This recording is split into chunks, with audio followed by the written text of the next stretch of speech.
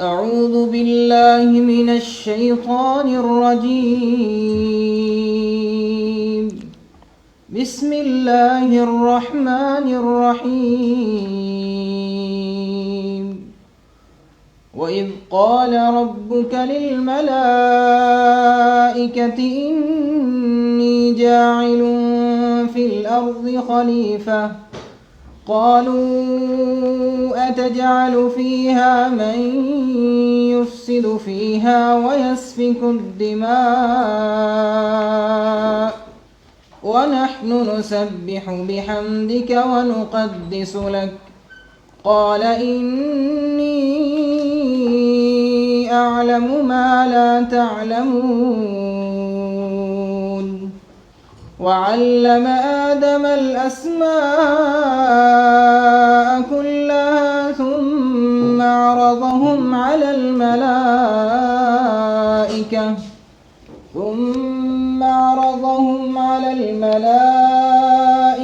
فقال أنبئوني بأسماء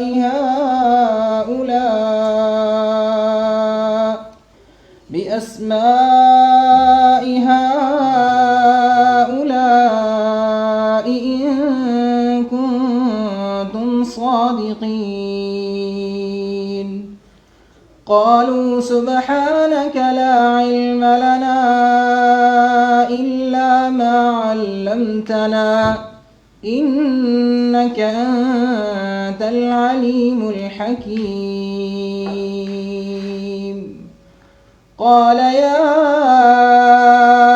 آدم أنبئهم بأسمائهم فلما أنبأهم بأسمائهم قال ألم أقل لكم إني أعلم غيب السماوات والأرض وأعلم ما تبدون وما كنتم تكتمون.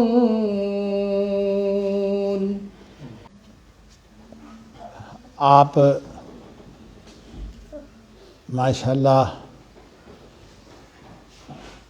الحکمہ انٹرنیشنل کے اندر تعلیم و تربیت حاصل کرنے والے طلباء ہیں، اور مجھے یہی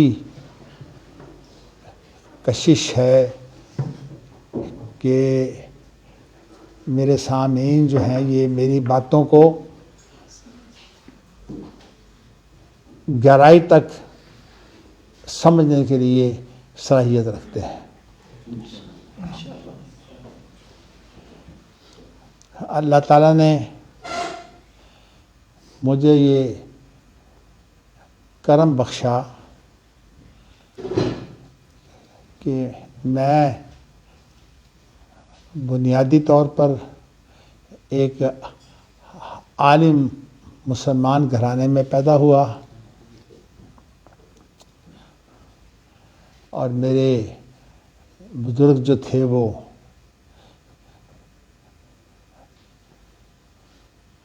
ہندوستان بھر کے بڑے علماء میں سے گنے جاتے تھے۔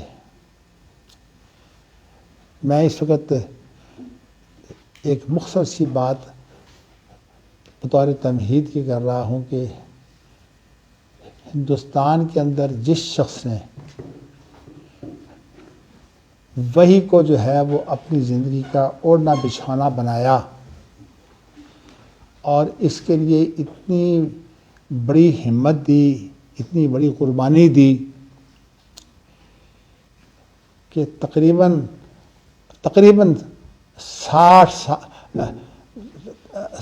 سال تک وہ شاہ ولی اللہ رحمۃ اللہ علیہ کا تو آپ لوگوں نے ضرور نام سنا ہوگا، ان کے بڑے بیٹے جو ان کے جانشین تھے ان کا نام تھا عبدالعزیز، اور باقی بیٹے جو ہیں رفیع الدین، عبدالقادر وغیرہ، ان کے قرآن مجید کے اردو زبان میں ترجمے جو ہیں وہ موجود ہیں، اور ایک بیٹے ان کے جو ہے ان کا نام عبد الغنی تھا، جن کے لخت جگر شاہ اسماعیل شہید جو ہے وہ بالا کوٹ میں شہید ہو گئے۔ اس خاندان نے سارے میدانوں میں جو ہے وہ کام کیا ہے، اور ایک سب سے بڑی بات یہ تھی کہ یہ کسی کے اعلیٰ کار نہیں بنے۔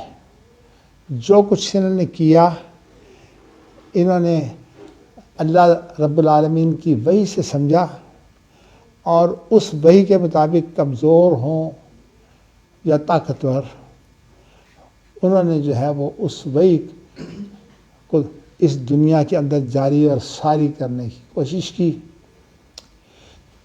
لیکن جیسے ابھی ذکر ہوا ہے، اگرچہ شاہ اسماعیل شہید جس جماعت کے ساتھ وابستہ تھے، اس کے امیر ایک بہت پرہیزگار، ان کا نام تھا سید احمد شہید۔ شہید اس لیے کہا جاتا ہے کہ یہ بھی 1831 کے اندر، 1831 کا حساب لگا لیں، اب یہ ہمارے 2022 ہے، تو یہ اور ان کی جماعت کا ایک بڑا حصہ جو ہے وہ شہید کر دیا گیا۔ تو ہندوستان کے اندر ابھی انگریز کی بالادستی مکمل ہوتی ہے 1857 میں، جبکہ تحریک آزادی کے نام سے ہندوستان کو جب پاکستان نہیں بنا تھا آزاد کروانے کے لیے ایک جنگ آزادی جو ہے وہ لڑی گئی، اور لوگوں نے جو کچھ ان کے پاس تھا اس کے ذریعے سے جو ہے وہ برطانیہ سامراج جو ہے وہ، جس کے بارے میں کہا جاتا تھا کہ اس کی حکومت اور اس کے جو ذرائع اور وسائل ہیں، اختیارات ہیں، وہ ایسے ہیں کہ اس علاقے میں سورج غروب نہیں ہوتا۔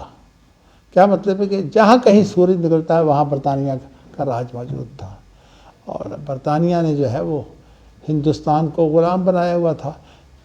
میں بتانا میں یہ چاہتا ہوں کہ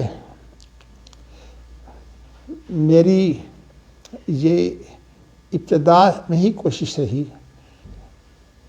پہلی تو میری کوشش یہ تھی کہ میری تعلیم دنیاوی تھی، لیکن میرے والد الحمدللہ چونکہ جو وہ کہتے تھے ہم ان کی اطاعت کرتے تھے، تو اس لیے مجھے انہوں نے جب یہ کہا کہ تو نے دین کا عالم بننا ہے، تو میں نے پھر اپنی زندگی جو ہے وہ پوری کی پوری اس وقت سے لے کر آج تک آپ یوں سمجھے کہ تقریباً 65 سال میں نے جو ہے وہ دین کے علم کو حاصل کرنے کے لیے لگائے، اور چونکہ دینی تعلیم کے جو بچے کچھ آثار اور حالات تھے، وہ خانقاہی سسٹم جس میں پیری اور مریدی ہوتی ہے، ان خانقاہوں کے اندر درویشوں کی صورت میں جو ہے وہ طلبہ گزارا کرتے تھے، اور اس طرح سے جو ہے وہ ہندوستان کے اندر جو ہے وہ ہمارا دین اسلام باقی رہا، ورنہ اسپین کے اندر بھی سینکڑوں سال جو ہے وہ اسلام بڑا مضبوط رہا، لیکن یہ ہے کہ وہاں کوئی ایسا متبادل سسٹم وہ نہ بنا سکے کہ اسلام جو ہے وہاں مٹ گیا۔ لیکن میں آپ کو یہ چاہتا ہوں کہ میرے خاندان کے بزرگ، آپ کو یہ تو علم ہے کہ انگریز نے 1857 کے بعد 1857 سے پہلے جو ہے وہ مسلمانوں کے اندر دو فرقے پائے جاتے تھے.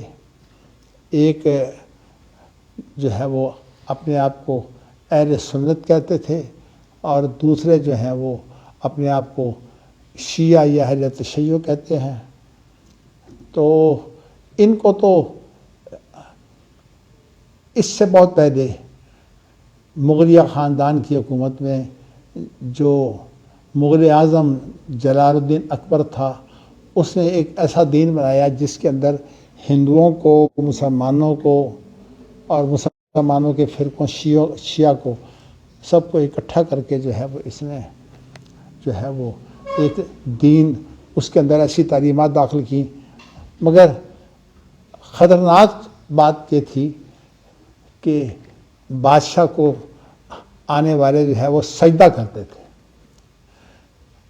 میں بتانا ہی چاہتا ہوں کہ یہ خانقاہی سسٹم کے تحت جو کچھ بھی ہوا ان دنوں زیادہ مسندیں ہوتی تھیں. مسند سے مراد یہ ہے کہ ایک بہت بڑا عالم ہے وہ ایک خاص میدان کا ماہر ہے. اگرچہ ان دنوں جو ہے وہ جو عالم ہوتے تھے وہ تقریباً آپ یوں سمجھیے کہ وہ بحر العلوم ہوتے تھے، یعنی کوئی ان کے پاس ایک علم نہیں ہوتا تھا، لیکن پھر بھی انسانی مزاج ہوتا ہے اس کے مطابق. میرے والد اور تایا اس وقت جو ہے 1867 میں ایک ادارہ مسلمانوں نے بنایا تھا جس کا نام رکھا تھا دیوبند. علاقہ تھا ضلع سہارنپور کے اندر. تو اس کے اندر جو ہے وہ ایک مدرسہ بنایا گیا، دارالعلوم بنایا گیا، اور پھر اس دارالعلوم کے اندر جو ہے وہ ان کی بڑی کوشش تھی کہ جو چیزیں جو ہیں وہ مسلمانوں کی روایتی ہیں ان کو پڑھایا جائے. تو میرے جو تایا تھے، ہاں میں اس سے پہلے یہ بات واضح کر لوں کہ جب 1831 کے اندر شہادت ہو گئی تو اس کے بعد حالات مزید بہت زیادہ بگڑ گئے مسلمانوں کے. تو اس وقت جو ہے وہ شاہ عبدالعزیز کے جو نواسے تھے شاہ محمد اسحاق، انہوں نے سوچا کہ یہاں اب زندگی گزارنی مشکل ہے، میں حجاز چلا جاتا ہوں. تو وہ حجاز ہجرت کر گئے تھے. اب ان کی جو علمی مسند تھی جس پر وہ قرآن و حدیث پڑھاتے تھے وہ مسند خالی ہو گئی. اس پر ایک تقریباً 60 سالہ شخص جو ہے وہ بیٹھ گیا اور اس نے وہی کام جو ہے وہ سنبھال لیا. دن میں وہ مزدوری کرتا تھا، یہاں تک کہ کئی واقعات ایسے ہیں کہ جو طلبہ پڑھنے کے لیے آتے تھے، ان دنوں یہ رواج نہیں تھا کہ طلبہ کو کھانا جو ہے وہ دیا جائے. طلبہ جو تھے وہ عام طور پر لوگوں کے گھروں سے کھانے اکٹھے کرتے تھے، اسی لیے درویش انہیں کہا گیا کہ وہ درویش کا معنی ہوتا ہے گھر گھر پھرنے والا. میں صرف یہ بتانا چاہتا ہوں کہ جو شخص ان کی جگہ پر بیٹھا اس کا نام تھا سید نذیر حسین. اور سید نذیر حسین دہلوی جو ہیں یہ اللہ نے اتنی لمبی عمر دے دی کہ آپ یوں سمجھیے کہ 110 سال سے زیادہ 120 سال، یعنی تقریباً انہوں نے اتنی عمر پائی ہے. اور حالت یہ تھی کہ چلنے پھرنے کے لیے ٹانگیں کام نہیں کرتی تھیں، لیکن ان دنوں وہ جو پالکی ہوتی ہے جس کے اندر دلہن کو بٹھاتے ہیں اس کے اندر انہیں بٹھا کے لاتے اور بٹھا دیتے، تو ان کا دماغ جو ہے وہ الحمدللہ کام کرتا تھا. تو وہ اس طرح علم پڑھاتے رہے اور پھر بعد میں انہوں نے اتنے علماء کو علم پڑھایا کہ ان کا نام لقب پڑ گیا شیخ الکل فی الکل. ان کے شاگردوں میں بہت بڑی تعداد ہے، بلکہ عرب دنیا سے بڑے بڑے لوگ آئے۔ سعودی عرب میں ایک بہت بڑا علمی خاندان ہے، اس کے بزرگ جو ان کا نام سعد تھا، تو وہ بھی ان کے شاگردوں میں شامل ہیں، اور بھی بڑی دنیا سے جو ہے وہ لوگ آئے۔ تو مختصر سی بات یہ ہے کہ دیوبند کے قیام سے پہلے 1842 کے اندر 25 سال پہلے تقریباً جو ہے یہ ایک مسند قائم ہوئی۔ مسند ہم اس لیے کہتے ہیں کہ ایک شخصیت کے گرد پر سارا کچھ گھومتا تھا، اس لیے ان کا لقب پڑ گیا شیخ الکل فی الکل۔ میرے لیے الحکمہ کا یہ جو کام ہے، میں اس کام کو جو ہے وہ اپنا کام سمجھتا ہوں، اور میری یہ خواہش ہے اور دعا ہے کہ اے اللہ ہمارا باہمی تعاون، میں تو ظاہر ہے کہ آپ کو علم ہے کہ اس وقت آپ مجلس تحقیق الاسلامی میں بیٹھے ہوئے جو ہیں، یہ اس وقت یہ میرا لیکچر سن رہے ہیں، لیکن بات یہ ہے کہ لیکچر کتنے بھی لمبے ہوں، ایک وقت میں انسان کا دماغ بہت ساری چیزوں کو جو ہے وہ سمیٹ نہیں سکتا، اور جو خاص طور پر جب آپس میں تقابل ہو تو تقابل کی گہرائیوں تک جو ہے وہ انسان پہنچے اور پھر ان کو محفوظ رکھے، یہ چیز جو ہے یہ بڑی مشکل ہے۔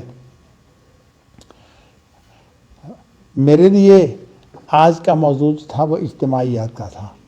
اجتماعیات کے موضوع کی اصل وجہ یہ ہے کہ میں نے پہلے تو، لیکن میں اتنی بات درمیان میں پہلے بتا دوں کہ سید نذیر حسین دہلوی رحمۃ اللہ علیہ کے بہت مشہور شاگرد تھے۔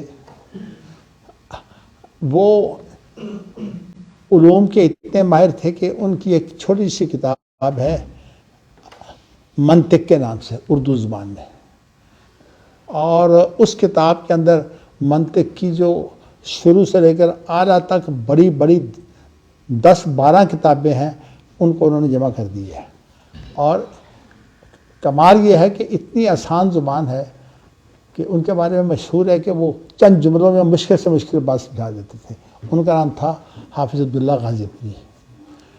تو ایک وقت جو بڑا ہی، آج سے کوئی آپ یوں سمجھے کہ 120-22 سال پہلے کی باتیں ہیں، تو دیوبند کے بالمقابل جو ہے وہ ایک درس کا قائم ہوئی تھی رحمانیہ۔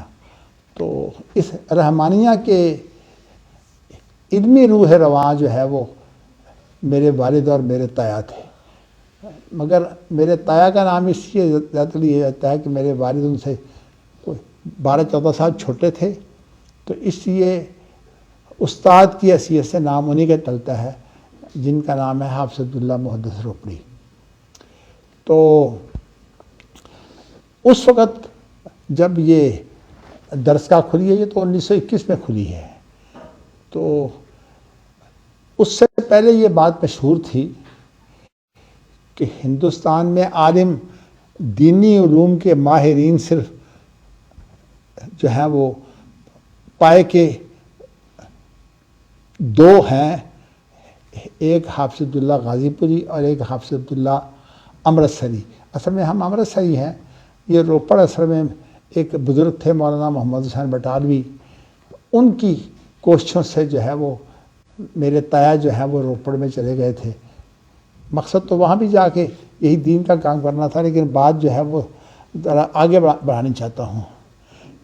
میرا دل یہ چاہتا تھا کہ آج میں صرف اجتماعیات پر ہی کچھ باتیں کروں، لیکن صورتحال یہ ہے کہ لوگ کام کرتے ہیں۔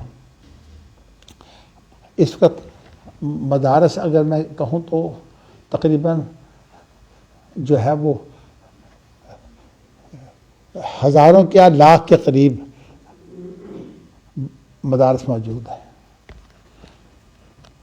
اور اس وقت مسلمانوں نے عربی زبان پر تو جو کام ہوا ہے وہ تو ظاہر ہے 1400 سال سے ہو رہا ہے، لیکن یہ ہے کہ اردو زبان میں بھی اہل حدیثوں کی جو تفسیریں ہیں وہ تقریباً کو 10-15 آ چکی ہیں۔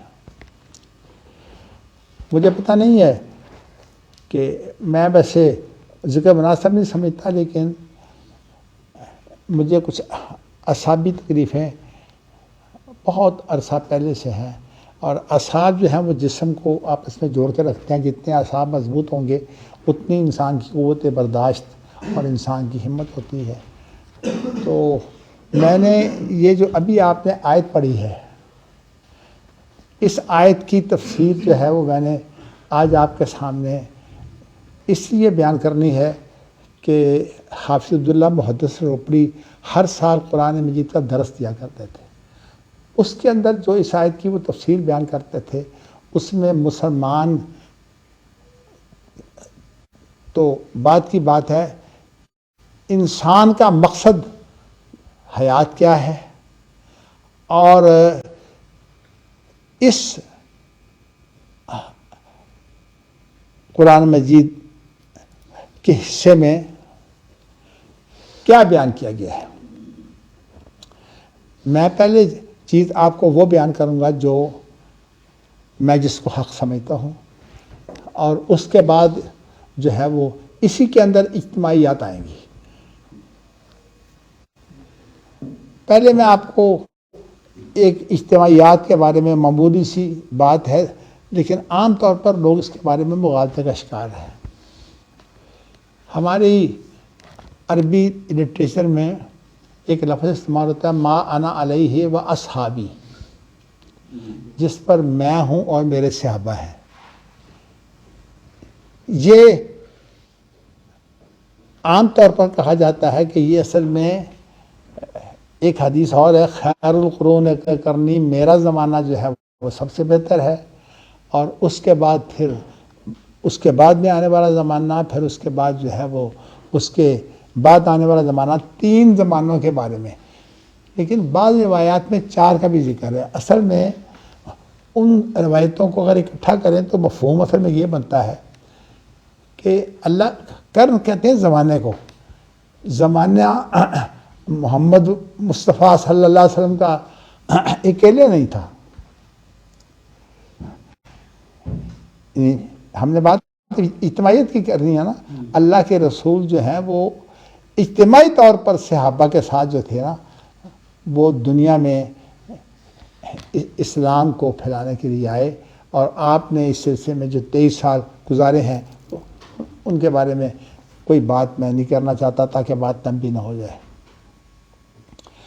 لیکن یہ آیت جو ہے وہ سورۃ بقرہ کہ چند ایک رکوع جو ہیں ان کے بعد یہ غالباً 4تھا رکوع ہے جو شروع ہو رہا ہے۔ تو پہلے اس کا آپ ذرا ترجمہ پڑھ لیجئے، اور پھر اس کے بعد جو ہے میں چاہوں گا کہ آپ کو صحیح تفسیر بتاؤں جو حافظ عبداللہ محدث روپڑی سالہ سال اپنے دروس کے اندر، جو ان کے دروس ہوتے تھے عام طور پر 1 مہینہ درس چلتا تھا، شعبان کے آخر میں شروع کر لیتے تھے اور رمضان کے کو 25-27 تک وہ ختم ہو جاتا تھا۔ پھر آپ نے تفسیریں دیکھنی ہیں اور یہ تلاش کرنا ہے کہ آپ کو کسی تفسیر میں یہ چیز ملتی ہے کہ نہیں ملتی۔ میرا چونکہ مزاج یہ ہے کہ میں عام طور پر وہ چیزیں جو اچھوتی ہوتی ہیں میں ان کو اہمیت دیتا ہوں، اور میرے شاگرد جو ہیں وہ میرے عزیز ہیں، عزیز القدر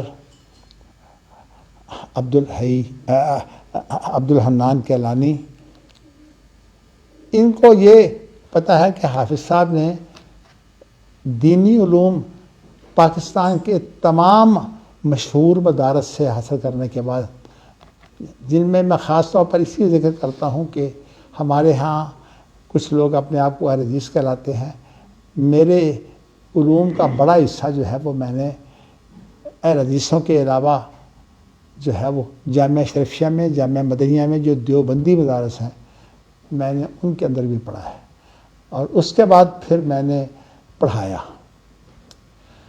اور پڑھایا بھی میں نے اپنے تایا محدث روپڑی کی نگرانی میں، اور انہوں نے 23 سال یہ علوم پڑھے تھے، اور منطق اور فلسفہ جو ہے وہ صرف 4 سال انہوں نے منطق فلسفہ جو ہندوستان کے سب سے بڑے مشہور عالم تھے اسحاق منطقی، ان سے پڑھا تھا۔ تو میں عجیب حالت دیکھتا کہ جب میں بڑی سے بڑی کتاب پڑھاتا، 6-7 سال میں نے یہاں پڑھایا، اس کے بعد میں مدینہ منورہ گیا ہوں، تو مجھے کوئی مشکل سے مشکل بات اڑ جاتی، پڑھانے والا جو ہے اگر وہ الجھ جائے تو پھر اس کو کوئی کیا بتائے گا، تو وہ 2 منٹوں میں میرا مسئلہ حل کر دیتے ہیں۔ تو یہ اللہ نے مجھے جو ہمت دی نا کہ میں نے پڑھا بھی ان سے، اور اس کے اپنے پہلے والد سے پڑھا، لیکن میرے والد ان سے کوئی 6 سال پہلے فوت ہو گئے تھے، 5-6 سال پہلے۔ تو میں نے آپ کو یہ بتانا ہے کہ اس کا ترجمہ پہلے سادہ سے یہ ہے کہ جب تیرے رب نے کہا فرشتوں کو انی جاعل فی الارض خلیفہ، میں زمین میں خلیفہ پیدا کر رہا ہوں، بات دور نہ نکل جائے، جو جال ہے یہ جب اس کا ایک مفعول ہو تو یہ پیدا کرنے کے معنی میں ہوتا ہے، اور جب اس کے 2 مفعول ہوں تو پھر یہ کسی چیز کو ایک دوسری حالت میں تبدیل کرنے کے لیے آتا ہے۔ یہاں ایک مفعول ہے، انی جاعل فی الارض خلیفہ۔ آپ دیکھیے کوئی دوسرا مفعول ہے یہاں؟ میں نے قرآن مجید اس لیے سامنے رکھوا لیے تھے، کوئی دوسرا مفعول ہے؟ ایک ہے نا؟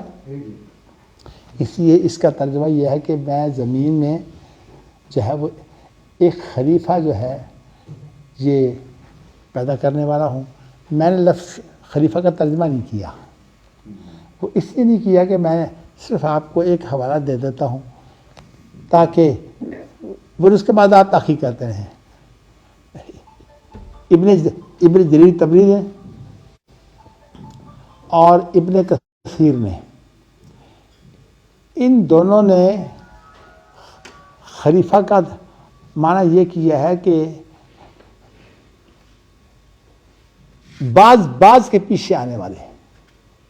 وہ کہتے ہیں کہ یہاں انسان کا نام نہیں ہے، آدم کا نام نہیں ہے، یہاں مراد تو انسان ہی ہے، لیکن اصل میں جب کسی چیز کو جو ہے وہ وصف کے ساتھ بیان کیا جائے تو اس کا معنی یہ ہے کہ اس وقت یہاں اس کی وہ وصف جو ہے وہ ملحوظ ہے۔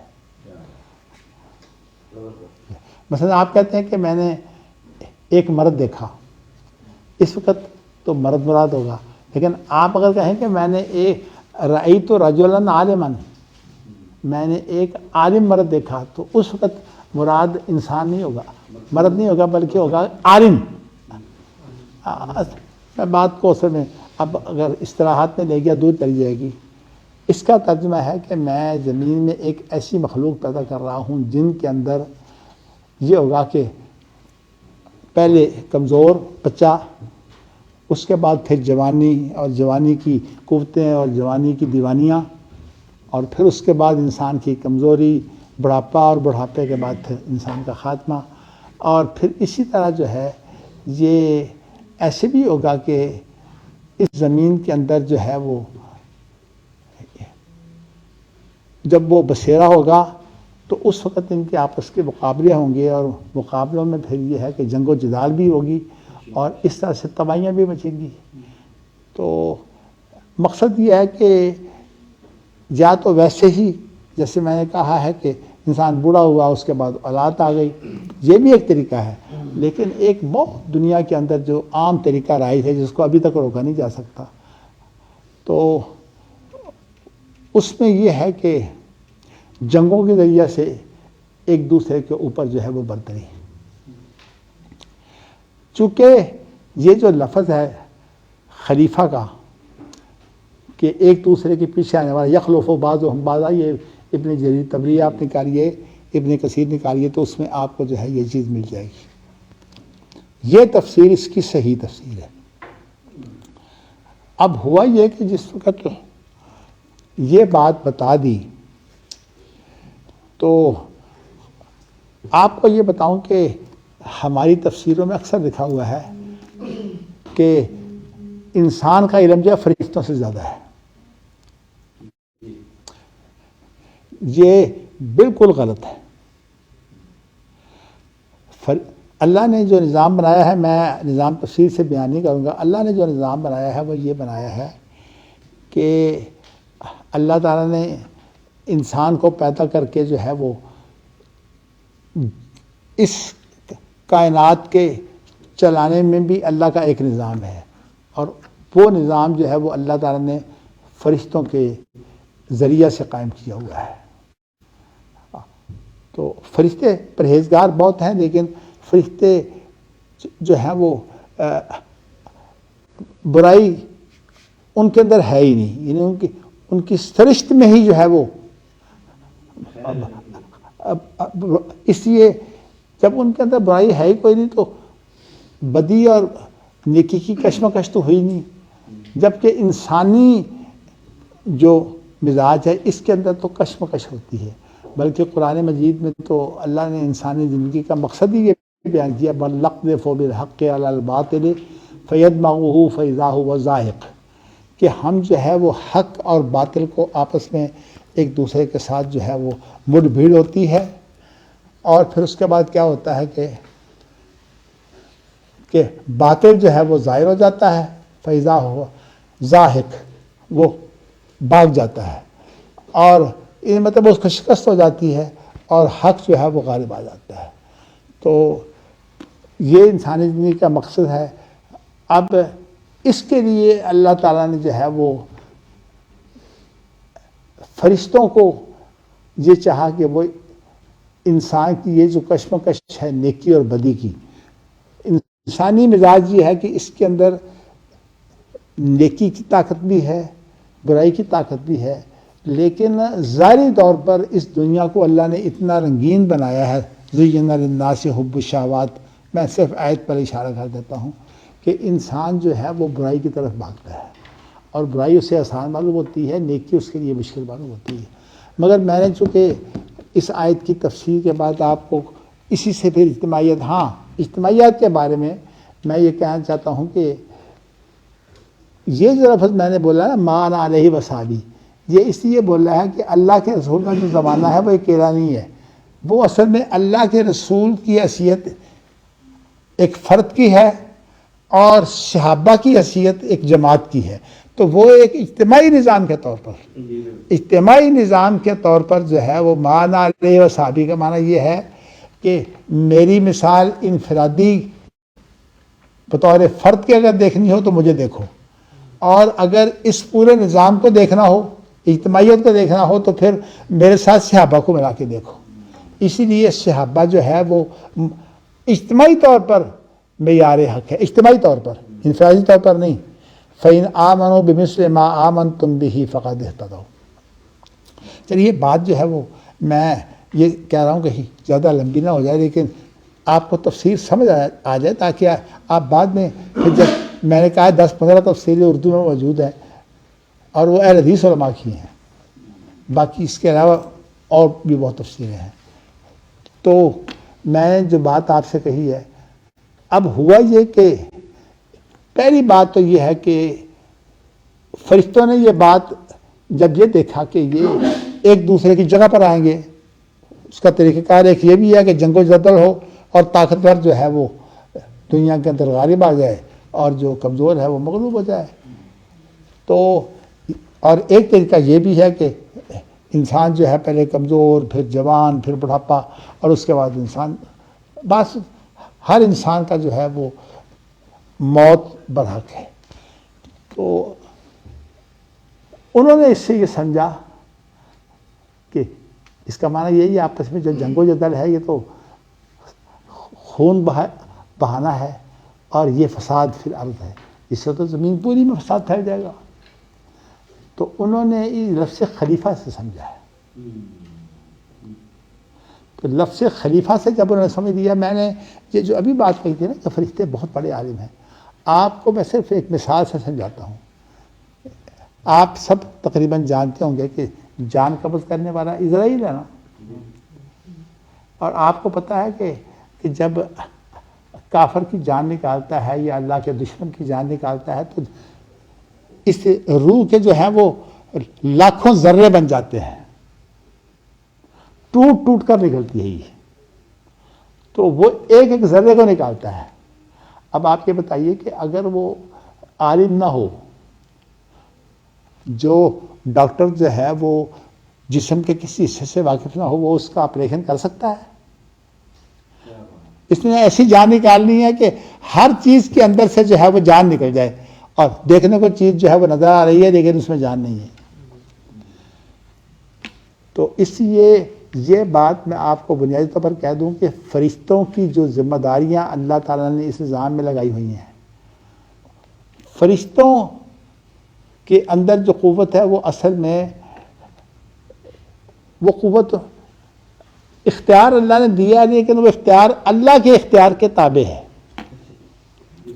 اس وجہ سے فرشتے جو ہیں وہ اپنے اختیار میں غلطی نہیں کرتے، اپنے اختیار بھرپور استعمال کرتے ہیں.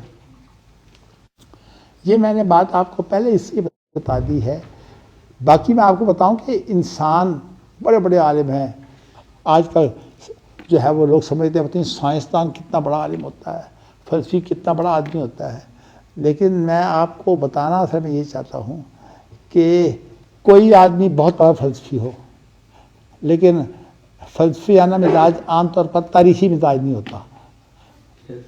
جو تاریخی مزاج مورخ ہے نا، وہ اس کا مطالعہ کچھ اور طرح کا ہوتا ہے، فلسفی کا انداز کچھ اور طرح کا ہوتا ہے. تو ہر انسان کے اندر جو بھی علم ہے وہ جزوی ہے. اسی لیے قرآن مجید میں اللہ نے جب روح کے بارے میں سوال ہوا تھا نا، تو یسألونک عن الروح قل الروح من امر ربی وما اوتیتم من العلم الا قلیلا. یہ کہا تھا کہ انسانوں تمہیں بہت تھوڑا علم دیا گیا ہے. تو میں نے یہ بات پہلے بتا دی ہے کہ فرشتے بہت بڑے عالم ہیں، لیکن اس حد تک جو ان کا دائرہ کار ہے. اور اگر ان کے دائرہ کار میں جو ہے، آپ یہ دیکھیے کہ یہ چاند سورج یہ سارا کچھ یہ فرشتوں کا نظام ہے. ان کا نکلنا، ان کا ڈوبنا، اس میں کبھی فرق پڑتا ہے؟ اعلیٰ سے اعلیٰ گھڑیاں جو ہے وہ آپ لگا دیں، فرق پڑ جائے گا. ان کے نظام میں فرق نہیں پڑتا. تو فرشتے تو اپنے علم کے اعتبار سے، اپنی مہارت کے اعتبار سے اتنے جو ہے وہ بڑے عالم ہیں. تو اس لیے بعض لوگوں نے اپنی غلط بات کو صحیح بنانے کے لیے جو ہے وہ یہ باور کرایا ہے کہ فرشتوں کا علم تھوڑا تھا. چلو اللہ نے اس وقت چونکہ بات ابھی اللہ نے سامنے رکھنی تھی، تو اس لیے اللہ تعالیٰ نے اس وقت صرف اتنا ہی جواب دیا جس وقت انہوں نے کہا کہ اتجعل فیہا من یفسد فیہا ویسفک الدماء ونحن نسبح بحمدک ونقدس لک. ہم تیری پاکیاں بیان کرتے ہیں اور تیری جو ہے وہ پاکیاں بھی بیان کرتے ہیں، تیری بزرگیاں بھی بیان کرتے ہیں، تجھے جو ہے وہ تمام کمزوریوں سے پاک بھی سمجھتے ہیں. تو اللہ نے اس کا ایک ہی جواب دیا، انا اعلم انی اعلم ما لا تعلمون. جو علم مجھے ہے وہ تمہیں نہیں ہے. لیکن اب یہ صرف دعویٰ ہے. اب اس دعوے کو اللہ تعالیٰ اتنی بڑی طاقت کے حامل ہیں کہ اللہ تعالیٰ نے، یہ بھی قرآن مجید میں ذکر ہے، میں اس پر اشارہ کر دیتا ہوں. وَإِذَا أَخَذَ رَبُّكَ مِن بَنِي آدَمَ مِن ظُهُورِهِمْ ذُرِّيَّتَهُمْ. جب کہ اللہ تعالیٰ نے آدم علیہ السلام کو پیدا کرنے کے بعد ان کی پشت سے تمام کی تمام اولاد، یعنی تا قیامت پیدا ہونے والے انسان نکالے اور ایک میدان میں اکٹھے کر دیے. اچھا، جب ایک میدان میں تمام کے تمام انسان اکٹھے ہو گئے، تو مجھے پتہ ہے وہ بھی ایک الگ موضوع ہے، لیکن میں اپنے موضوع سے اگر ذرا تھوڑا سا ہٹوں تو پھر بات پھیل جائے گی۔ اللہ نے کہا کہ مجھے یہ بتاؤ کہ یہ کون لوگ ہیں۔ اچھا، اب اس سے پہلے چونکہ آیت ہے وَعَلَّمَ آدَمَ الْأَسْمَاءَ كُلَّهَا، ایسے ہی ہے۔ یہاں عام طور پر یہ کہا جاتا ہے کہ آدم علیہ السلام کو اللہ تعالیٰ نے دنیا کی تمام چیزیں، ان کے نام اور ان کے استعمالات بتا دیے۔ یہ بات درست ہے۔ آدم علیہ السلام کی نبوت میں زیادہ وہ چیزیں شامل ہیں جس کے ساتھ ان کو دنیا کے اندر جو ہے وہ جو ضرورتیں تھیں وہ بھی اللہ کی طرف سے ہدایت موجود ہے، لیکن قرآن مجید کی اس آیت میں مراد جو ہے وہ چیزیں نہیں ہیں، اور اس آیت سے مراد جو ہے وہ اصل میں آدم علیہ السلام کی تمام اولاد کے نام اور ان کا مختصر تعارف۔ ہمارے ہاں ایک علم ہوتا ہے اسماء الرجال، اسماء الرجال کا علم، جس میں لاکھوں افراد جو ہیں ان کا تعارف موجود ہے۔ ان میں یہ ہوتا ہے کہ فلاں آدمی جو ہے معتبر ہے، فلاں آدمی غیر معتبر ہے، فلاں آدمی میں یہ کمزوری ہے، فلاں آدمی، اس کو بولتے ہیں اسماء الرجال۔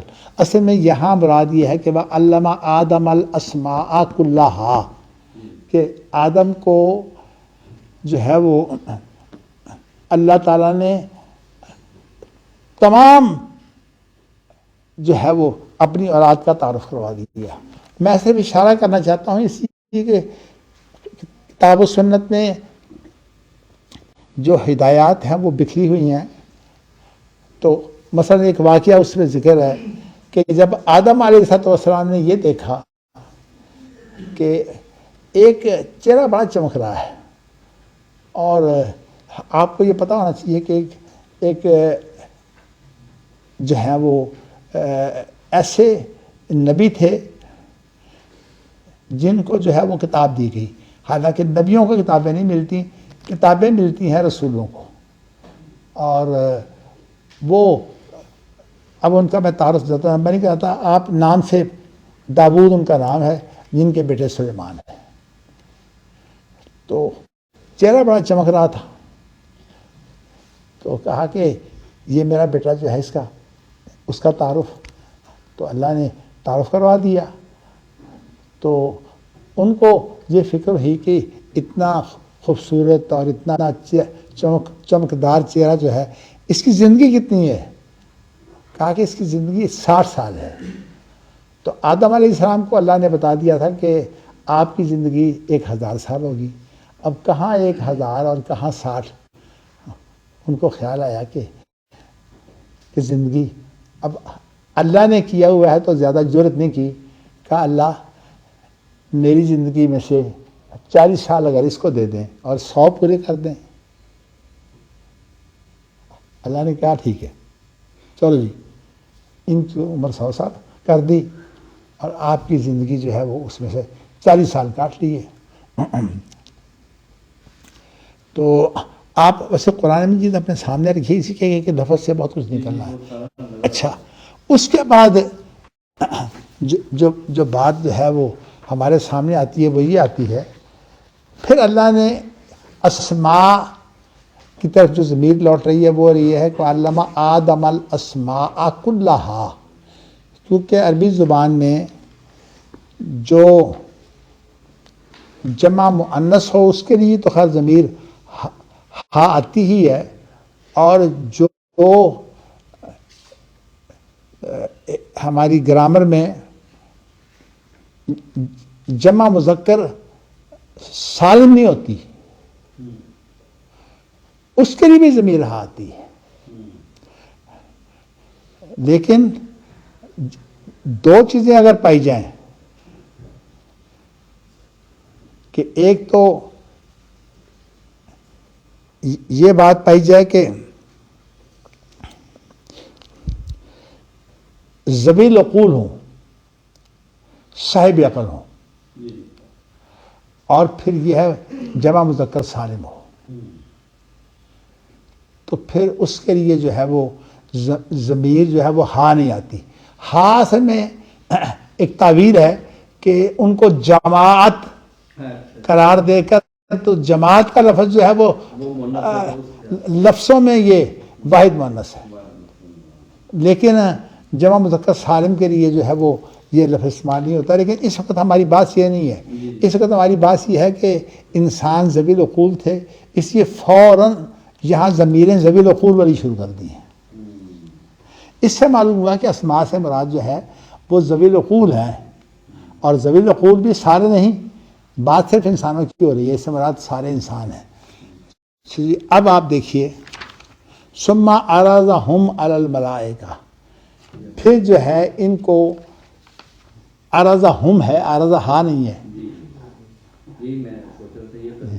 عرضہم، ہم جو ہے یہ ضمیر ہے جو جمع مذکر کے لیے استعمال کی ہے، تو عرضہم علی الملائکہ، ان کو پھر جو ہے وہ فرشتوں پر پیش کیا کہ اب یہ سارے کے سارے موجود ہیں، ان کا تعارف ہو چکا ہے نیک و بد کا، اور ان کے اندر نبی، صدیق، شہید اور صالحین سارے شامل ہیں۔ تو ثم عرضہم علی الملائکۃ فقال انبئونی باسماء ہؤلاء، لیکن میں وہ تشریح بعد میں کرتا ہوں، میں آپ کو یہاں یہ بتاؤں کہ انسانوں میں نیک لوگ، انبیاء، صدیقین، شہداء اور صالحین وہ بہت تھوڑے ہیں، اس وجہ سے انہوں نے بہتات کو دیکھ کر جو ہے وہ انہوں نے کہا کہ یہ تو خون بہائیں گے اور فساد کریں گے، لیکن اللہ کے نزدیک جو تعداد کی زیادتی ہے نا، اس کی اہمیت نہیں ہے۔ اللہ کے نزدیک جو ہے وہ اصل اہمیت جو ہے وہ کسی انسان کی نیکی ہے، انسان کی نیکی کے وہ شیطان کے مقابلے میں جو ہے وہ کامیاب رہے اور وہ اسے برگلانے کی کوشش کرے، تو یہ جو ہے وہ گمراہ نہ ہو۔ تو اس لیے اللہ تعالیٰ نے جو ہے وہ ان کی تعداد تھوڑی تھی، میں اصل میں چونکہ ابھی جدید نظام آئیں گے، لیکن پتہ نہیں وہ بات پھر یاد رہے کہ نہ یاد رہے۔ اللہ کا پہلا فیصلہ جو ہے نا وہ اصل میں جمہوریت کے خلاف تھا۔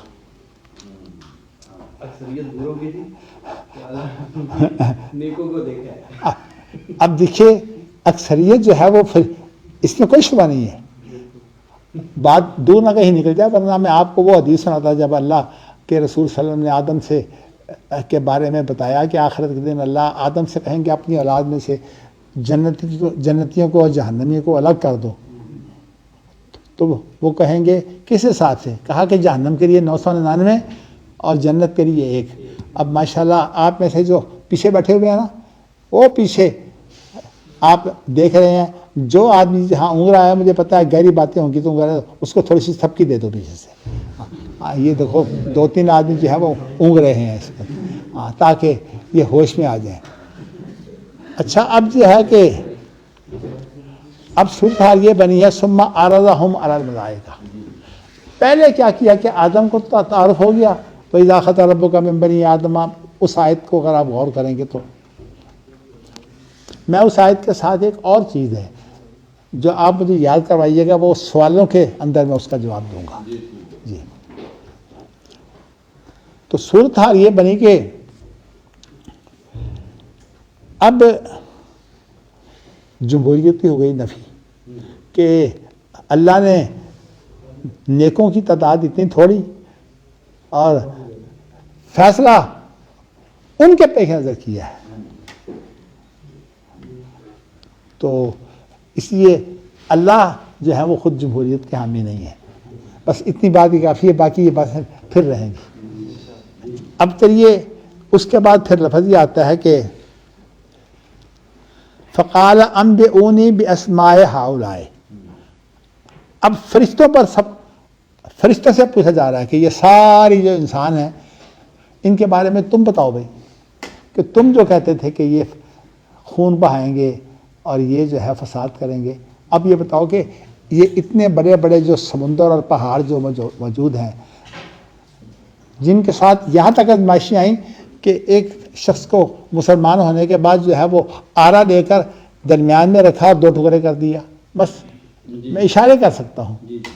تو کہنے کا مقصد یہ ہے کہ تم تو کہتے تھے کہ یہ خون بہائیں گے اور یہ جو ہے وہ جو ہے فساد کریں گے.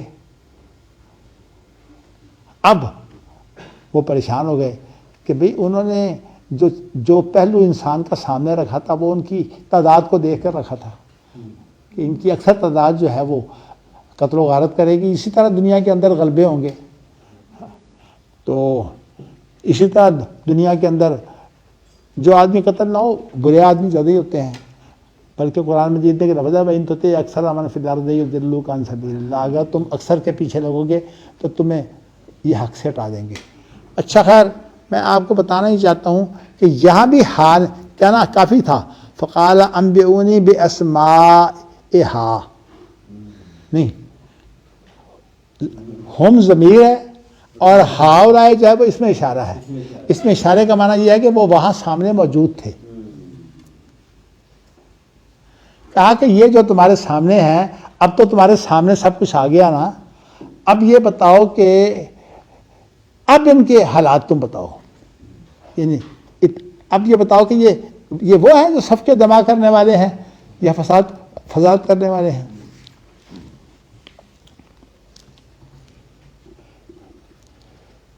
ان کنتم صادقین، اگر تم اس بات میں سچے ہو کہ ان کا کام جو ہے وہ خون بہانا ہے اور ان کا کام جو ہے وہ فساد کرنا ہے.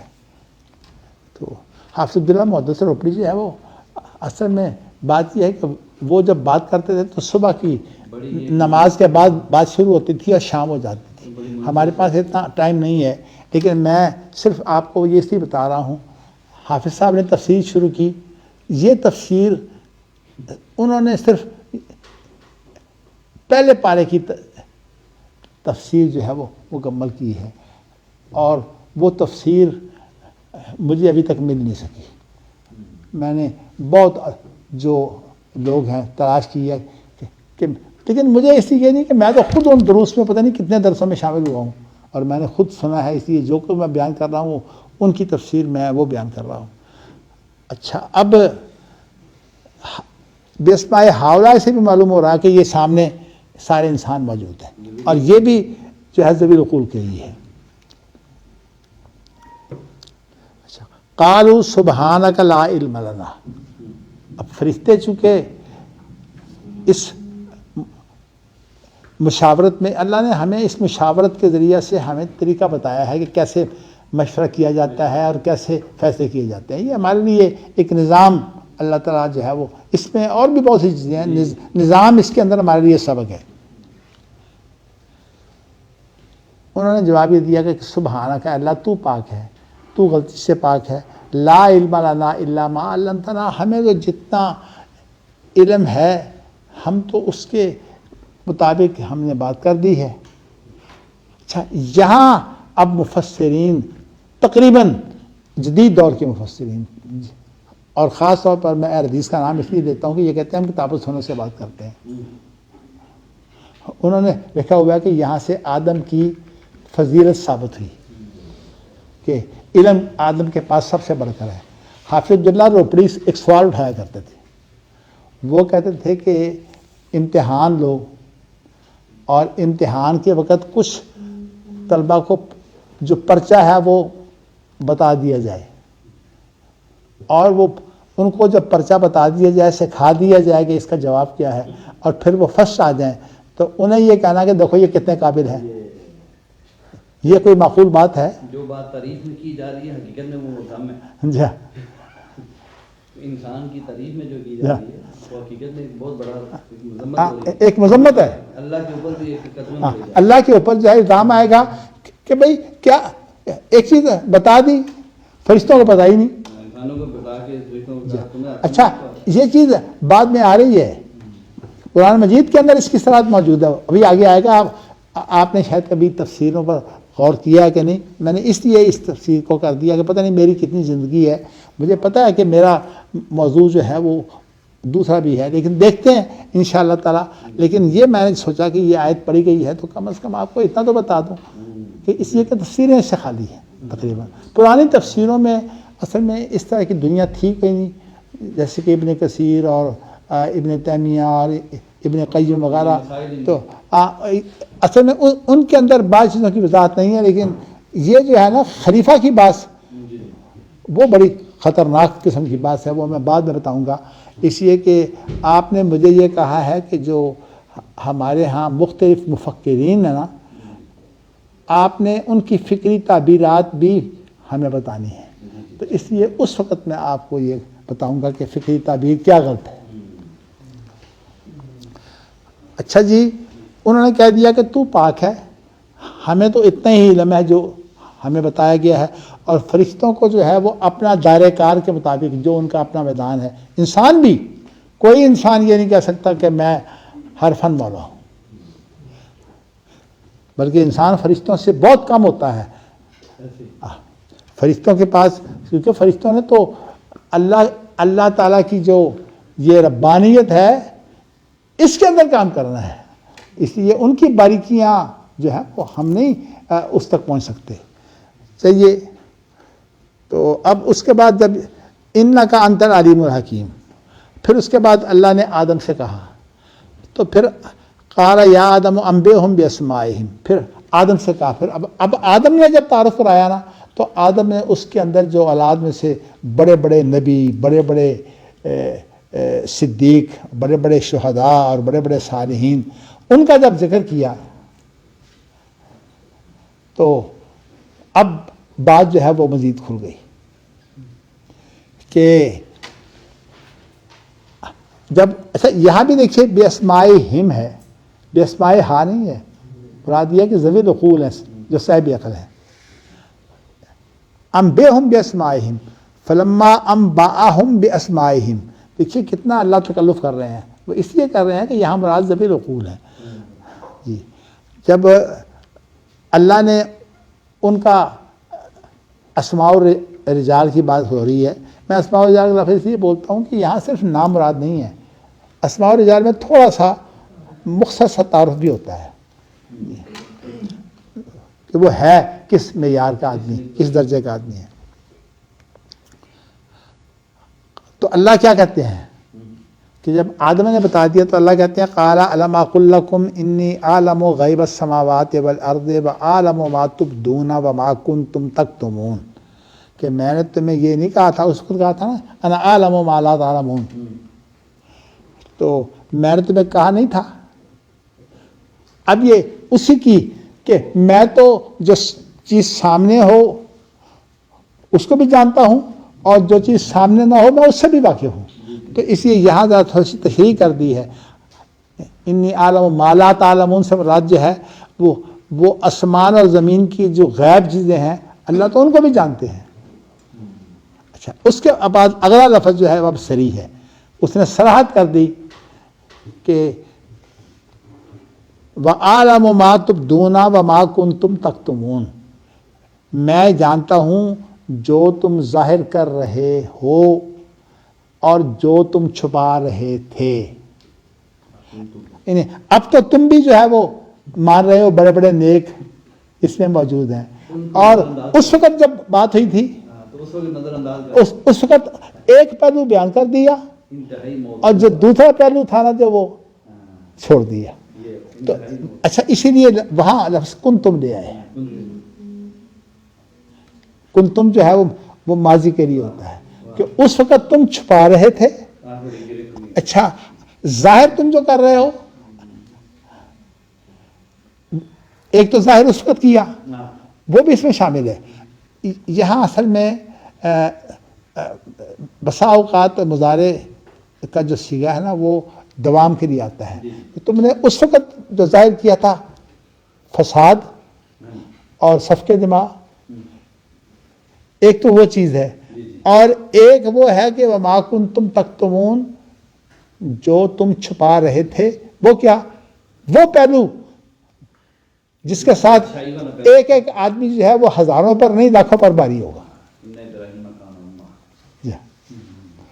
تو یہ تفسیر میں نے آپ کو اصل میں اس لیے بتا دی ہے کہ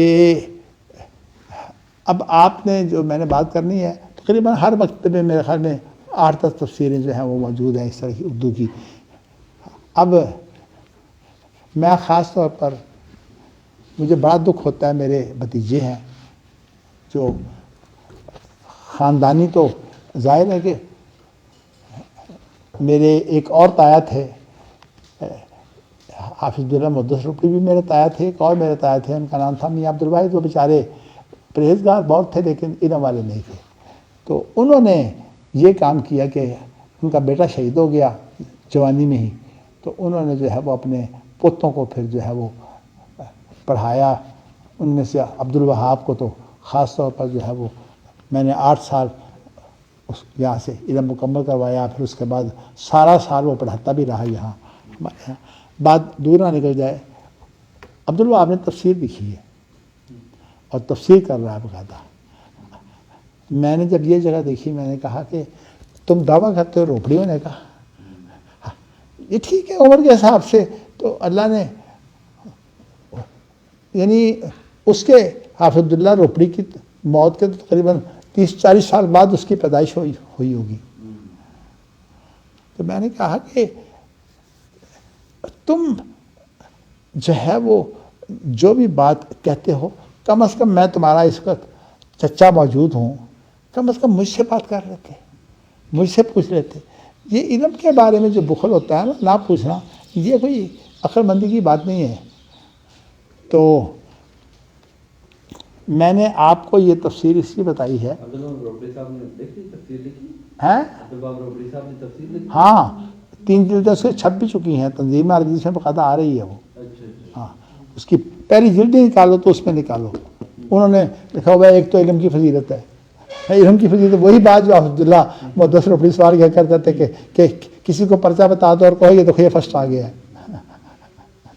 یہ تو اللہ پر بہت بڑا اعتراض ہے.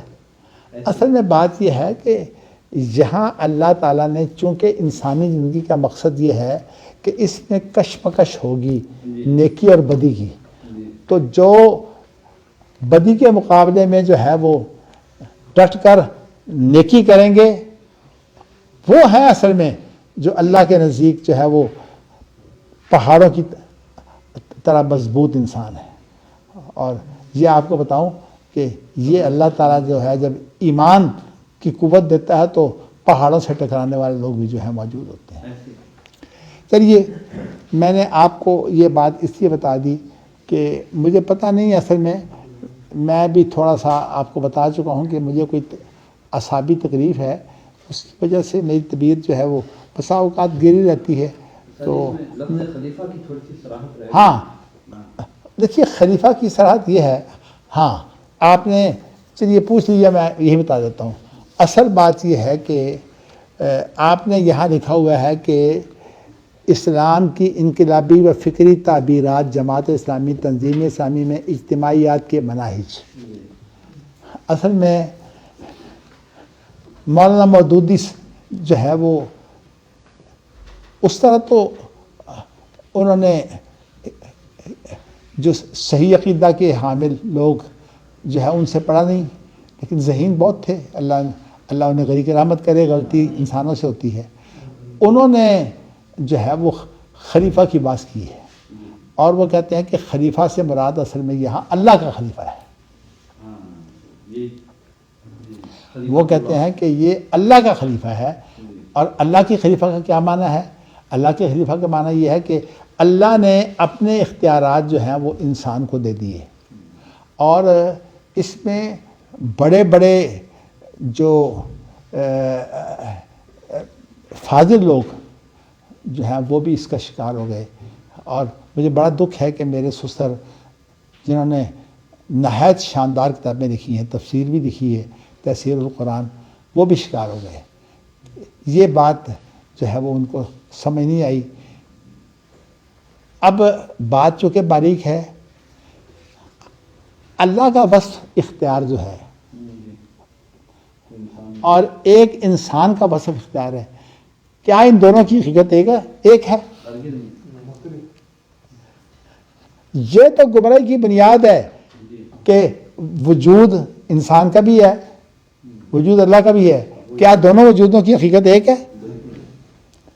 اس لیے ہمارے جو سلفی عقیدہ پڑھایا جاتا ہے تو اس کے اندر ہم یہ کرتے ہیں کہ رحمت انسان بھی کرتا ہے اور رحمت جو ہے وہ اللہ بھی کرتا ہے، لیکن اللہ کی رحمت کی حقیقت اور ہے، ہماری رحمت کی حقیقت اور ہے۔ یعنی ہمیں جو مہربانی جو ہے یہ اللہ کی مخلوق ہے، اور جو اللہ کی رحمت ہے وہ اللہ کا وصف ہے، وہ مخلوق نہیں ہے۔ میں نے صرف آپ کو اسی بتا دیا۔ اچھا، اب مولانا مودودی چونکہ جس دور میں گزرے ہیں اس دور میں حالات یہ تھے کہ لوگ اسلام کی اجتماعیت ماننے کے لیے تیار نہیں تھے، تو انہوں نے 2-3 معاملات کے اندر جو ہے وہ ایسی تعویل کی تاکہ جو ہے وہ کس طرح لوگ مان جائیں۔ انہوں نے کہا کہ اصل میں بات یہ ہے کہ یہاں مراد یہ ہے کہ آدم سے مراد یہاں آدم کا لفظ تو ہے ہی نہیں، لیکن انہوں نے کہا یہاں کل انسانیت مراد ہے اور وہ محذوف ہے۔ تو اللہ نے کہا کہ میں کل انسانیت یعنی انسانوں کو پیدا کر رہا ہوں، آدم اگر باپ ہیں تو باقی جو ہیں وہ ساری اولاد ہے۔ تو اس سے مراد جو ہے وہ اصل میں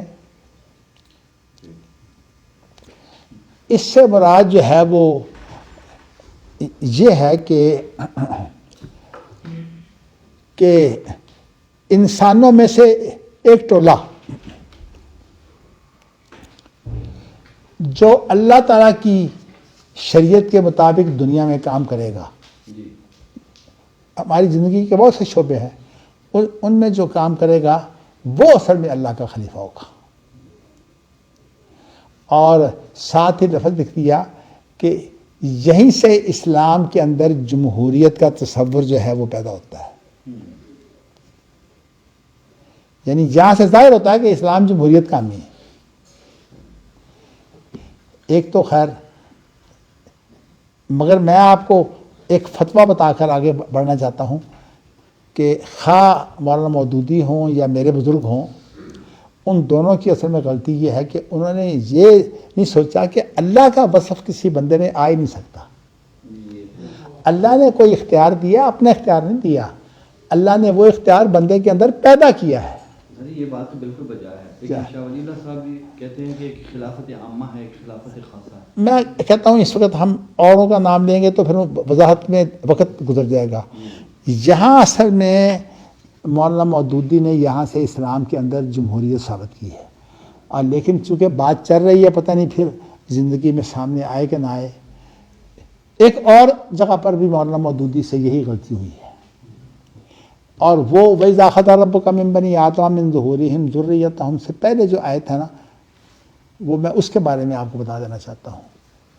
وَإِذْ نَتَقْنَا الْجَبَلَ فَوْقَهُمْ كَأَنَّهُ ظُلَّةٌ وَظَنُّوا أَنَّهُ وَاقِعٌ بِهِمْ خُذُوا مَا آتَيْنَاكُمْ بِقُوَّةٍ وَاذْكُرُوا مَا فِيهِ لَعَلَّكُمْ تَتَّقُونَ۔ اس کے بعد ہے وَإِذَا أَخَذَ رَبُّكَ مِن بَنِي آدَمَ۔ یہاں بھی مولانا مودودی نے غلطی کی ہے۔ وہ غلطی یہ ہوئی ہے کہ اس کا معنی یہ ہے کہ اللہ تعالیٰ نے بنی اسرائیل کو بڑے عجیب و غریب حالات سے گزارا۔ آپ کو پتہ ہے فرعون کے ساتھ جو ان کی کشمکش تھی اس میں کتنے معجزات تھے، حتیٰ کہ ایسے تک حالات پیدا ہوئے کہ جو وہ کھاتے تھے اس کے اندر کھٹمل، خون اور پتہ نہیں کیا کیا قرآن مجید میں 9 نشانیاں ہیں۔ تو وہ یہ سارے معجزے ہوئے، اور آخری معجزہ جو تھا وہ یہ تھا کہ فرعون جو ہے وہ خشک رستوں پر جو ہے وہ گزر رہا تھا، وہیں اللہ نے دریا کو ملا دیا، ڈوب گیا۔ تو کہنے کا مقصد یہ ہے کہ وہ اس کا مطلب یہ ہے کہ نطق کے معنی ہوتے ہیں کسی چیز کو اکھاڑنا، رتق کے معنی ہوتے ہیں ملانے کے۔ تو نطقنا الجبل فوقہم، اللہ نے کیا کیا کہ پہاڑ اکھاڑ کر ان کے اوپر کر دیا، اور یوں اوپر کر دیا کأنہ ذلت کأنہ واقع بہم، اذا التقى الجبل فوقهم کأنہ ذلت واقع، ذلت کا لفظ بھی ہے بھائی، ہے نا؟ ہاں، مطلب یہ گویا کہ وہ صاحبان کی طرح، چھتری کی طرح ان کے اوپر ابھی گرنے والا ہے۔ تو حکم دیا کہ خذوا ما آتیناکم بقوۃ، کہ اس کو اب تم نے تورات کو مضبوطی سے پکڑ لینا ہے۔ اس سے پہلے وہ پوری تاریخ ہے بنی اسرائیل کی، اس پر اعتراض پیدا ہوا ہے۔ اعتراض یہ پیدا ہوا ہے کہ شریعت زبردستی منوائی جا سکتی ہے؟ اوپر پہاڑ کھڑا کر کے کہنا کہ ابھی تم پر گرتا ہے مانو۔ بات یہ ہے کہ جب سب کچھ سمجھا دیا جائے، جب کچھ سمجھا دیا جائے اور معجزے دکھا دکھا کر جو ہے وہ بتا دیا جائے، من اور سلوہ بھی اتارا جائے، اور یہ ہے کہ بادل جو ہے وہ ہر وقت ان کے اوپر رہے، یہ تمام معجزے نہیں ہیں۔ جب کسی کو کوئی بات سمجھا دی جائے، پھر پوچھا جائے مانتے ہو کہ نہیں مانتے، اس وقت اصل میں حجت جب پوری ہو جاتی ہے تو اس وقت جو ہے وہ پھر ایسے حالات پیدا کیے جا سکتے ہیں۔ اس کا مفہوم بالکل یہی ہے کہ باقاعدہ انہوں نے کہا مانتے ہو تو ٹھیک ہے، ورنہ یہ اوپر تمہارے گر پڑے گا، سارے کچل دیے جاؤ گے۔ مان لیا۔ مولانا مودودی نے یہاں بھی تعبیر کی ہے، اور مولانا مودودی نہیں، اور بھی تقریباً جو ہیں جتنے بھی خاص طور پر اسلامی فلسفے کے قائل ہیں، ان لوگوں نے جو ہے وہ یہی تفسیر کی ہے کہ وہ کہتے ہیں کہ اصل میں یہ بات جو تھی یہ اس طرح نہیں تھی۔ بس میرا خیال یہ ہے کہ میں نے چونکہ اشارہ کرنا ہے، اس لیے میں ذرا آگے بڑھنا چاہتا ہوں۔ میں نے آپ کو یہ بتانا ہے کہ ہمیں ہاں ایک بات رہ گئی کہ ابن تیمیہ چونکہ اس معاملے میں بڑے باریک ہیں، خاص طور پر صفات کے معاملے میں، اور انہوں نے بتایا، انہوں نے بہت واضح کیا، بلکہ یہ تو اس سے پہلے خیر القرون میں ہی جو ہے وہ امام بخاری وغیرہ، چونکہ میں نے امام بخاری کی کتاب التوحید کی شرح کی ہے، اس لیے مجھے تو ان چیزوں کا باریکی سے علم ہے، الحمدللہ اللہ مجھے اور علم دے۔ تو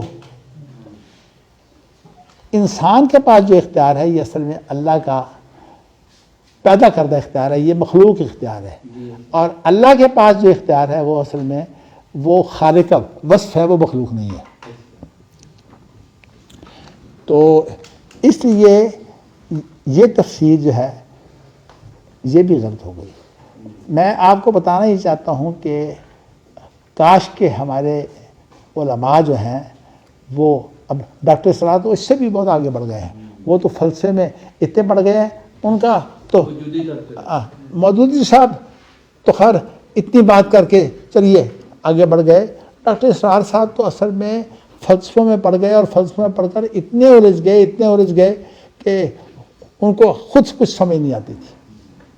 تو چلیے میرے ساتھ ان کی گھنٹوں نشستیں بھی ہوتی تھیں، کچھ چیزیں مجھ سے سمجھتے تھے اور کچھ چیزیں سمجھ آئیں، کچھ نہ سمجھ آئیں، لیکن میں آپ کو بتانا ہی چاہتا ہوں کہ چونکہ آپ نے دیکھا ہوا ہے جماعت اسلامی اور تنظیم اسلامی کا موقف، یہ فکری تعبیرات جو ہیں یہ اصل میں نے اس لیے ذکر کیا ہے آپ کو کہ یہ لوگ جو ہیں یہ اس معاملے میں اصل میں بات یہ ہے کہ ہمارا کام یہ ہے کہ سب سے پہلے ایک چیز ہم قرآن و حدیث سے سمجھیں، اور احادیث اکٹھی کر کے ان تمام کا مفہوم جو ہے وہ ہمیں پوری طرح واضح ہو جائے، اور اس کے بعد پھر جو دور جدید کے اندر اس وقت چیزیں ہمارے سامنے آ رہی ہیں، مثلا میں اب آپ کو ایک مسئلہ اور بتا دیتا ہوں۔ وہاں بھی مولانا امین حسن اصلاحی اور مولانا مودودی بھٹکے ہیں، وہ اس بار بھٹکے ہیں کہ حدیث میں موجود ہے کہ اللہ نے عورت کو جو ہے وہ آدم کی پسلی سے پیدا کیا ہے، اور سب سے ٹیڑھی پسلی جو ہے وہ اوپر کی پسلی ہے، اس لیے عورت کے اندر جو ہے وہ کجی پائی جاتی ہے، تو اس لیے عورت کہ کجی جو ہے وہ باقی رہے گی، اس کو ملحوظ رکھ کر اس کے ساتھ معاملہ کرنا ہے.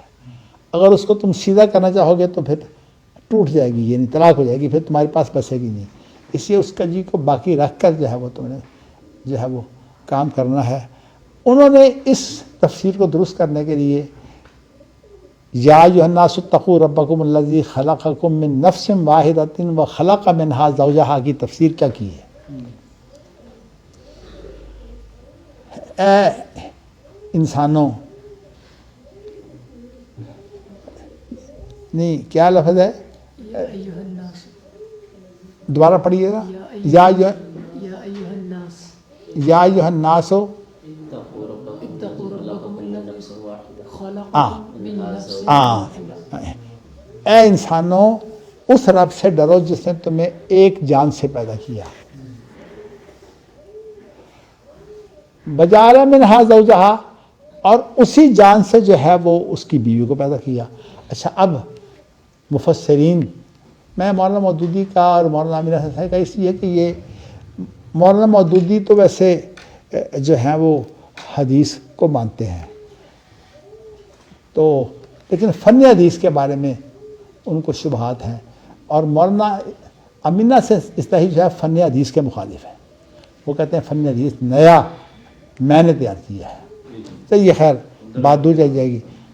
تفسیر یہ کی ہے کہ اصل میں انسان کی بنیاد ایک ایسی چیز ہوتی ہے، اس کو انگریزی زبان میں کہتے ہیں امیوبا. امیوبا تو وہ کہتے ہیں کہ جس عنصر سے اللہ تعالیٰ نے جو ہے وہ آدم کو پیدا کیا، اسی عنصر سے حوا کو پیدا کیا ہے. اور یہ حدیث جو ہے یہ انہوں نے نہیں مانی، حالانکہ قرآن مجید کے اندر آیت موجود ہے جس میں جو ہے وہ ان کا رد موجود ہے. وہ ہے سورۃ زمر کی آیت نمبر 6. سورۃ زمر جو ہے 23ویں پارے کے آخر میں شروع ہوتی ہے، 23ویں پارے کے آخر سے، اور یہ ہے کہ اس کے بعد یہ 24ویں پارے میں جا کے ختم ہوتی ہے. لیکن میں اس وقت جو ہے نا وہ آپ کو وہ آیت سنا دیتا ہوں. یہ سورۃ زمر شروع ہوئی ہے 23ویں پارے کے تقریباً آخری پاؤ ہے، اس میں ہے. یہ دیکھیں اتفاق سے میں آیت نمبر 6 نکال لیں آپ ذرا. قرآن مجید میں جو سورۃ زمر ہے یہ 23ویں پارے کے تقریباً آخر میں ہے، اور اس کے اندر آیت نمبر 6 ہے. خلقکم من نفس واحدۃ ثم جعل منہا زوجہا وانزل لکم من الانعام ثمانیۃ ازواج. یہاں لفظ ثم لائے. ثم کا معنی کیا ہے؟ ثم کا لفظ جو ہے یہ آتا ہے مہلت کے لیے، یعنی مطلب یہ ہے کہ یہ اکٹھے پیدا نہیں ہوئے، اس طرح پیدا نہیں ہوئے.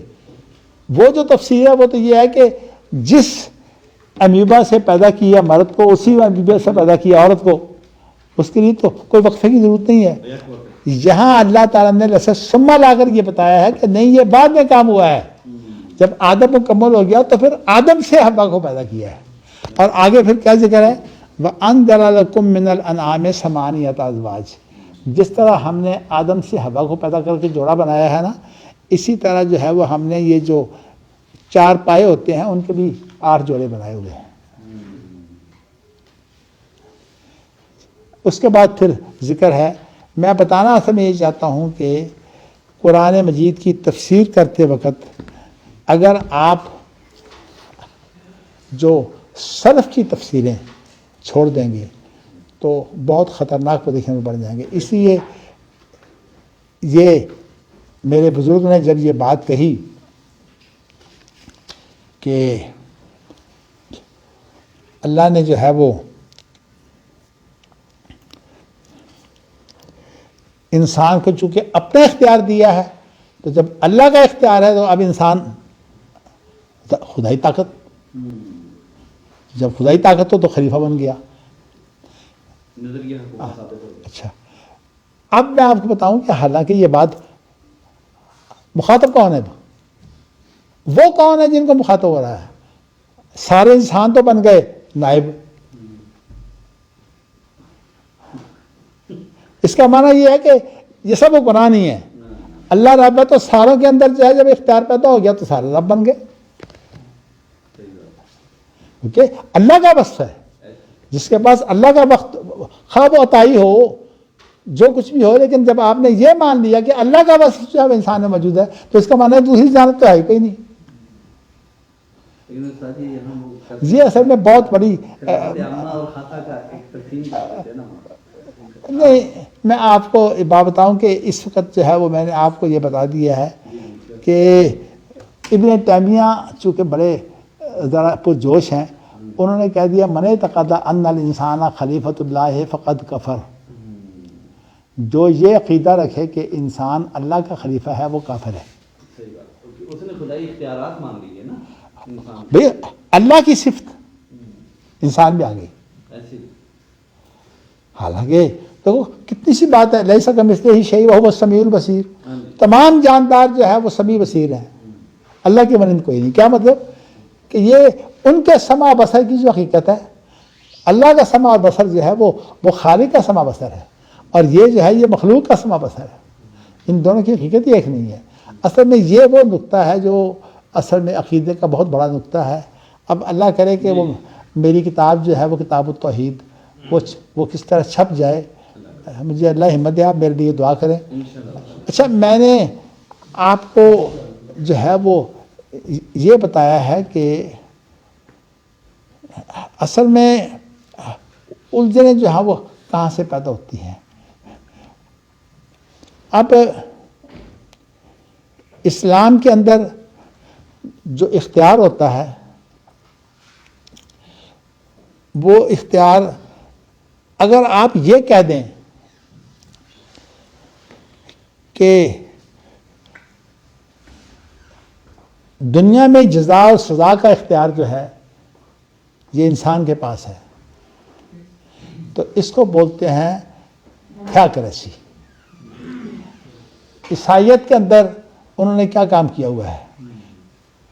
بدکاریاں کرتے رہو، جو مرضی کرتے رہو، اس کے بعد کچھ رقم لے کر جو ہے وہ جاؤ پادری کے پاس، اور پادری کے پاس جا کر جو ہے وہ اسے رقم دو اور وہ آپ کے گناہ جو ہے وہ ہفتہ کے یا اس سے جو بڑے ہیں وہ معاف کر دے گا.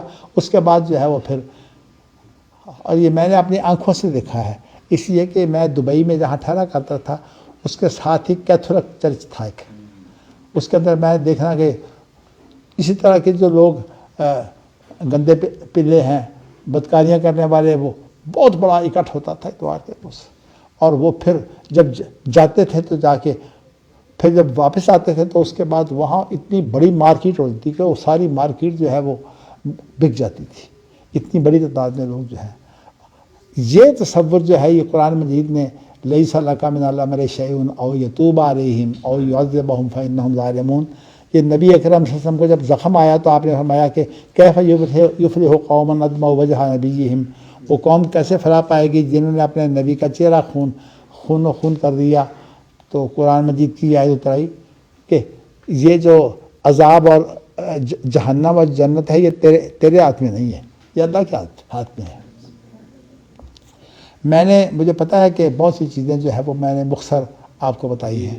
اب چونکہ بات جو ہے وہ ذرا قریب ہو گئی ہے اور اس وقت ہماری عصر کی نماز جو ہے وہ بھی قریب ہے، تو موضوع تو آپ کا اجتماعیات کا تھا، اس وجہ سے تھا کہ اصل میں نے آپ کو جو ہے وہ اقتصادیات انشاءاللہ وہ بھی پڑھانی ہے. میں نے آپ کو سیاسیات بھی پڑھانی ہے تقابل کر کے کہ اسلامی سیاست کیا ہے اور آج کے بگاڑ کیا ہے.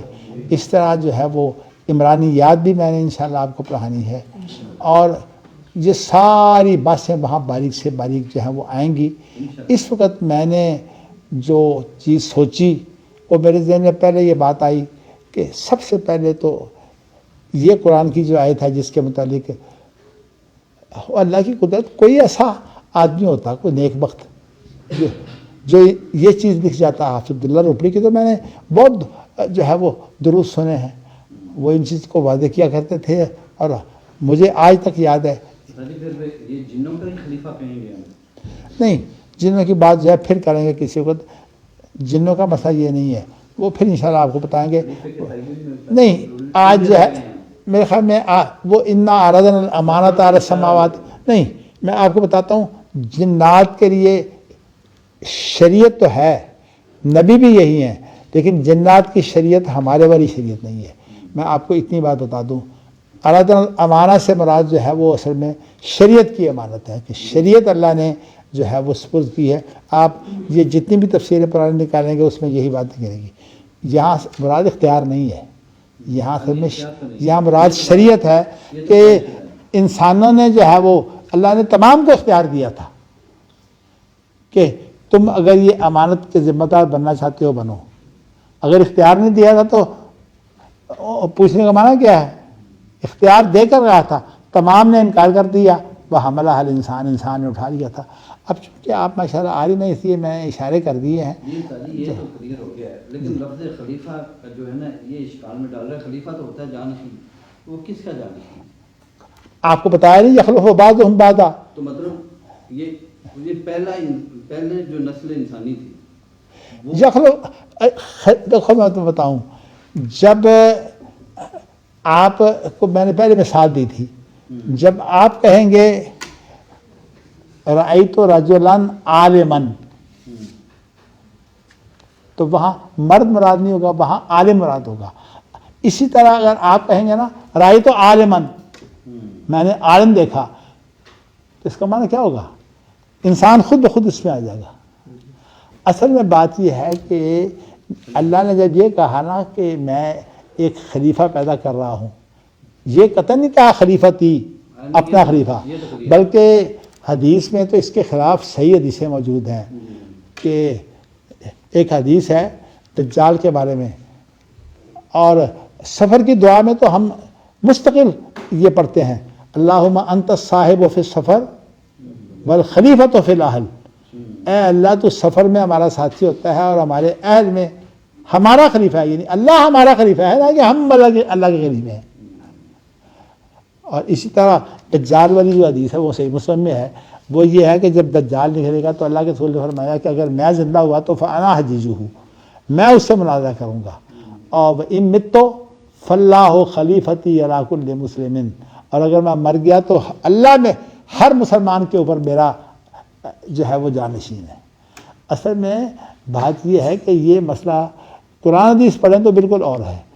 تو اس لیے اس کے اندر آپ ایک خلیفہ ٹائپ مخلوق ہو.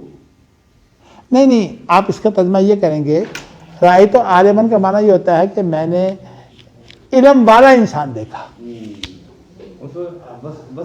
نہیں، اس کے وہ ذات مراد بھی ہوتی ہے، اور ساتھ اس کے بتبع ذات ہوتی ہے، بتبع ذات بتبع آ جاتی ہے نا. اصل میں بتبع اس کو نہیں بولتے، مطلب یہ کہ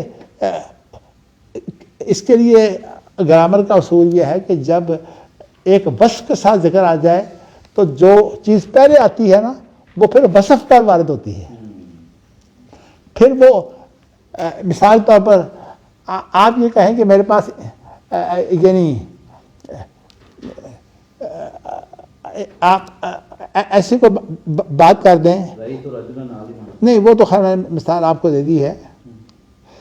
چلیے میں ہے تو مثال جہادیوں کی، لیکن میں آپ کو دے ہی دیتا ہوں.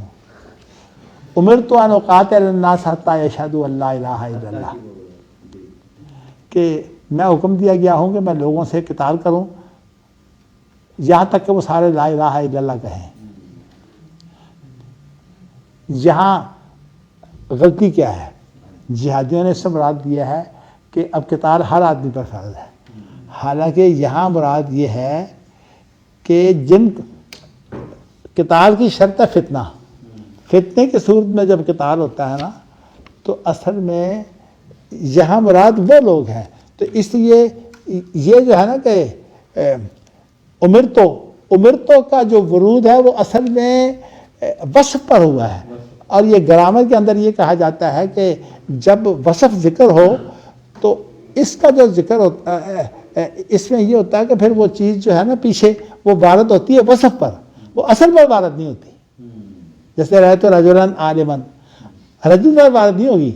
امرتو کا اطلاق یشہد اللہ الہ نہیں، اس کا اطلاق یہ ہے کہ امرت ان اقاتل الناس حتی یشہدوا، لیکن جو قتال کی شرط ہے وہ تو حدیث میں خود موجود ہے کہ قتال تو خود شروع کرنا ہی منع ہے، بلکہ اس کی عرض بھی منع ہے، اور وہ بھی بخاری کی حدیث ہے، بلکہ امام بخاری نے باب باندھا ہے لا تتمنوا لقاء العدو، کہ دشمن کے ساتھ جو ہے وہ مٹ بھیڑ کی جو ہے قتال کی جو ہے وہ آرزو نہ کرو.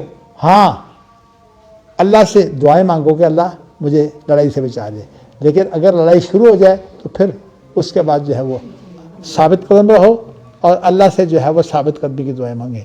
اصل میں بات یہ ہے کہ ایک ایک چیز کے اندر بہت کچھ ہے. میں نے آپ کو تھوڑے وقت کے اندر بہت سے نکتے بتا دیے ہیں، باقی جو ہے وہ اللہ تعالیٰ مجھے توفیق دے اور آپ کو بھی توفیق دے کہ ہم ان چیزوں کو جو ہے وہ گہرائی تک جا کے سمجھ سکیں. تو آج میں نے آپ کو جو تفسیر بتائی ہے نا، اب آپ سے آئندہ کبھی ملاقات ہوگی تو میں نے آپ کو دیکھنا ہے کہ کوئی تفسیر آپ نے ایسی دیکھی ہے جس کے اندر جو تفسیر میں نے کی ہے اردو تفسیروں میں. عربیوں میں تو انشاءاللہ میں آپ کو دکھاؤں گا عربی تفسیروں میں. تو یہ ہے کہ اردو میں کوئی تفسیر آپ نے دیکھی ہے کہ جس کے اندر کوئی یہ تفسیر بھی موجود ہو، اور حالانکہ یہ ہے وہ صحیح. تو میں نے اس لیے یہ سوچا کہ چلیے آپ نے جو اجتماعیت کے بارے میں باتیں کی ہیں وہ میرا الحمدللہ مخصوص میدان ہے. میں انشاءاللہ تعالیٰ آپ کو جب بات کروں گا تو پھر بہتر یہی ہے کہ اس وقت میں آپ کے ساتھ جو بات کروں وہ پھر وضاحت سے کروں. اصل بات یہ ہے کہ آج بھی میں نے جو درس دیا ہے اس میں آپ کو عالم سمجھ کر میں نے بہت سی چیزوں کے اشارے کر دیے ہیں. یقیناً الحمدللہ بہت زیادہ. جی تو اب آپ جو ہے نا کوئی آپ نے سوال کرنا ہو مزید کر لیں. ابھی ہمارے پاس 10 منٹ موجود ہیں.